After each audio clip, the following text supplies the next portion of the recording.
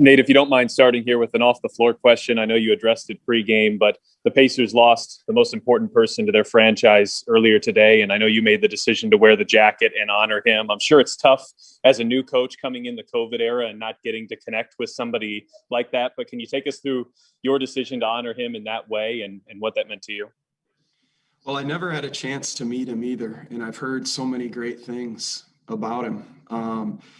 And then you go and you read about him and you hear what people say about him and just the games that he won, the ABA championships that he won, what he did as a player, what he did as a coach, what he meant, for the Pacers organization, what he did to really keep the Pacers in existence. So there's just so many things that, I really wish if it wasn't the COVID area, like you said, I really wish I could have gotten a room and sat with him and got to know him and talk some basketball with him. And we just wanted to honor him the best way that we could tonight with the moment of silence and the video tribute, and then wearing the sport jacket. Go ahead. Yeah, Nate, on the basketball front, you guys scored 97 points through the first three quarters, just 18 there in the fourth. What changed offensively in that final frame? Yeah, coming out the gates to start the fourth, we couldn't get it going as well as we'd liked. There was a number of things. I thought during the course of the game too, where we had chances to go on our little run, we had some turnovers where we'd, string 2 or 3 turnovers in a row instead of, getting a good look or a bucket out of it. But it was just to start that fourth quarter there that changed the game. Scott. Nate, is there an update on Doug? And also, is there any possibility Miles would be available tomorrow?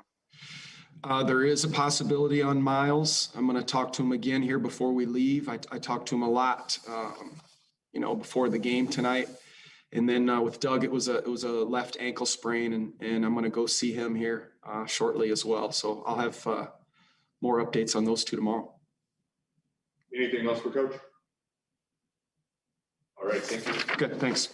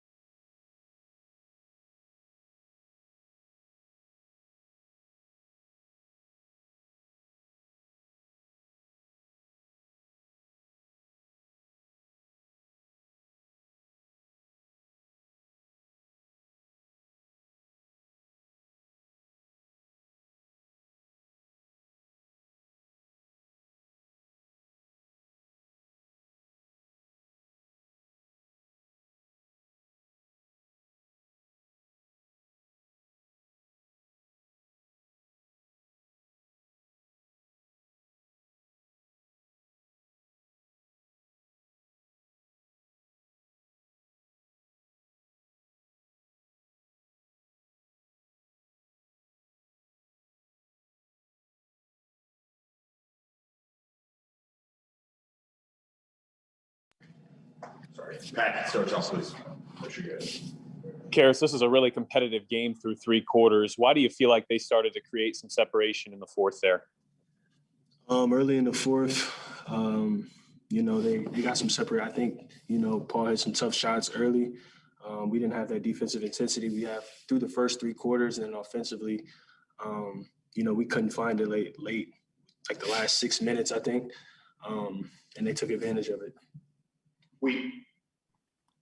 Karis offensively, just 18 points in that fourth quarter. Was it more a credit to their defense or more just guys not hitting shots? Nah, I put that on myself. I missed a lot of easy ones, some catch and shoot ones, missed some layups as well. I'll be better down the stretch for sure. Other questions for Karis, please. Tony, go ahead. Karis, what can you even do when a team is hitting threes at the level the Clippers do? I mean, is there anything you guys can do better to get out to some of those shooters, the way they spread the floor and create offense? Yeah, I think, Paul got it going early, and that forced us to, make some adjustments, trap a little bit.